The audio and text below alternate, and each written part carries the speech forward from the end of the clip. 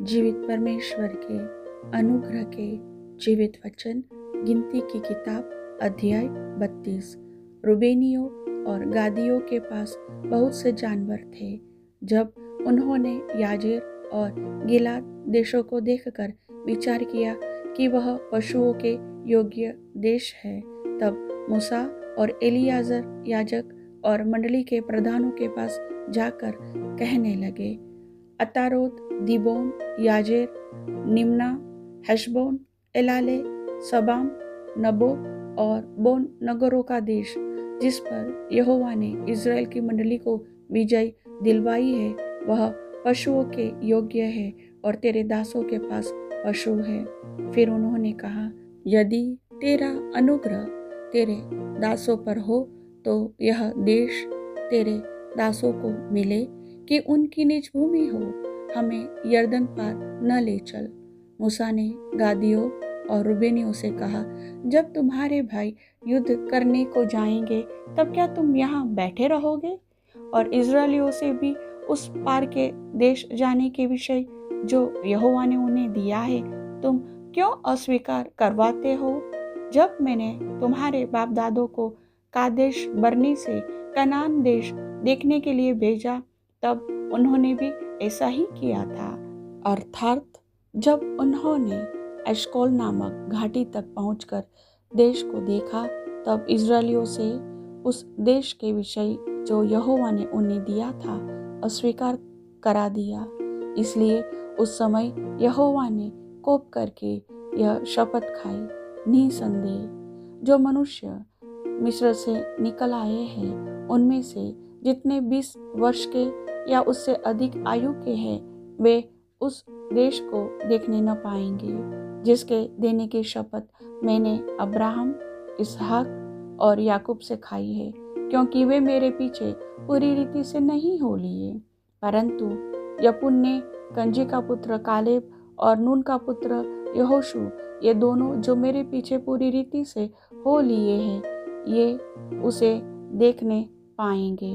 अतः यहोवा का कोप इज़राइलियों पर भड़का, और जब तक उस पीढ़ी के सब लोगों का अंत न हुआ जिन्होंने यहोवा के प्रति बुरा किया था, तब तक अर्थात 40 वर्ष तक वह उन्हें जंगल में मारे मारे फिराता रहा। और सुनो, तुम लोग उन पापियों के बच्चे होकर इसलिए अपने बाप दादों के स्थान पर प्रकट हुए हो कि इज़राइल के विरुद्ध यहोवा के भड़के हुए कोप को और भी भड़काओ। यदि तुम उसके पीछे चलने से फिर जाओ तो वह फिर हम सभी को जंगल में छोड़ देगा। इस प्रकार तुम इन सारे लोगों का नाश कराओगे।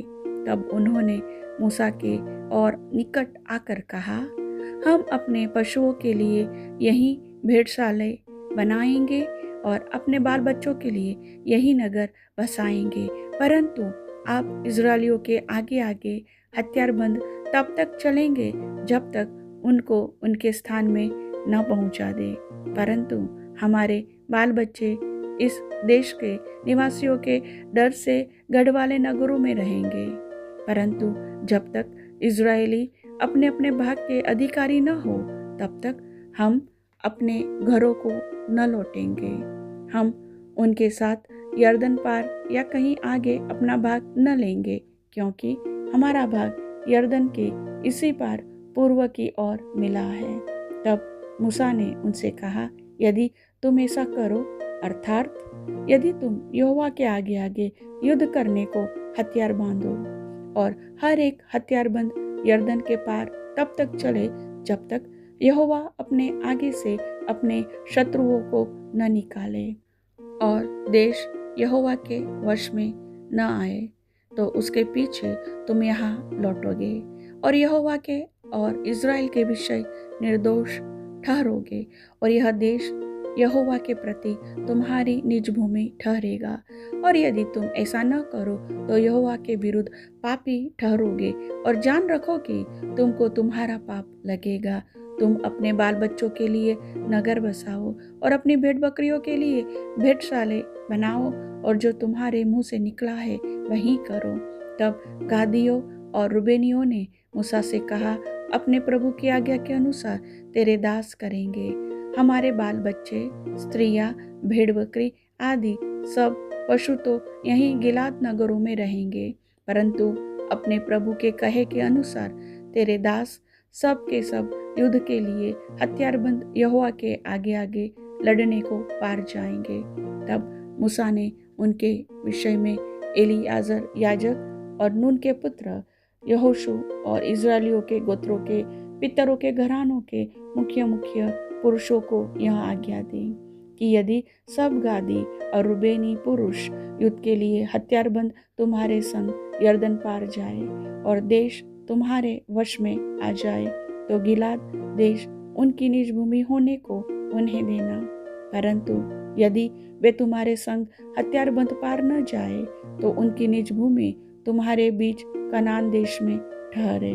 तब गादी और रुबेनी बोल उठे, यहोवा ने जैसा तेरे दासों से कहलाया है वैसा ही हम करेंगे। हम हथियारबंद यहोवा के आगे आगे उस पार कनान देश में जाएंगे, परंतु हमारी निज भूमि यरदन के इसी पार रहे। तब मूसा ने गादियों और रुबेनियों को और यूसुफ के पुत्र मनश्शे के आधे गोत्रियों को एमोरियों के राजा सीहोन और बासान के राजा ओग दोनों के राज्यों का देश, नगरों और उनके आसपास की भूमि समेत दे दिया। तब गादियों ने दिबोन, अतारोत, अरोएर, अत्रोत, शोपान, याजेर, योगबहा, बेत निम्ना और बेत हारान नामक नगरों को दृढ़ किया और उनमें भेड़ बकरियों के लिए भेड़शाला बनाए। और रुबेनियों ने हेशबोन, एलाले और किरियातेम को फिर नबो और बालमोन के नाम बदलकर उनको और सिबमा को दृढ़ किया, और उन्होंने अपने दृढ़ किए हुए नगरों के और नाम रखे। और मनश्शे के पुत्र माकीर के वंशवालों ने गिलाद देश में जाकर उसे ले लिया और जो एमोरी उसमें रहते थे उनको निकाल दिया। तब मूसा ने मनश्शे के पुत्र माकीर के वंश को गिलाद दे दिया और वे उसमें रहने लगे।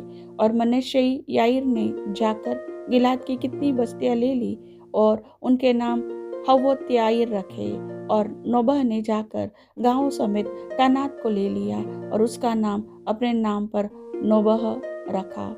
प्रभु वचन के सुनने वाले सभी भाई बहनों को आशीष दे। आमीन।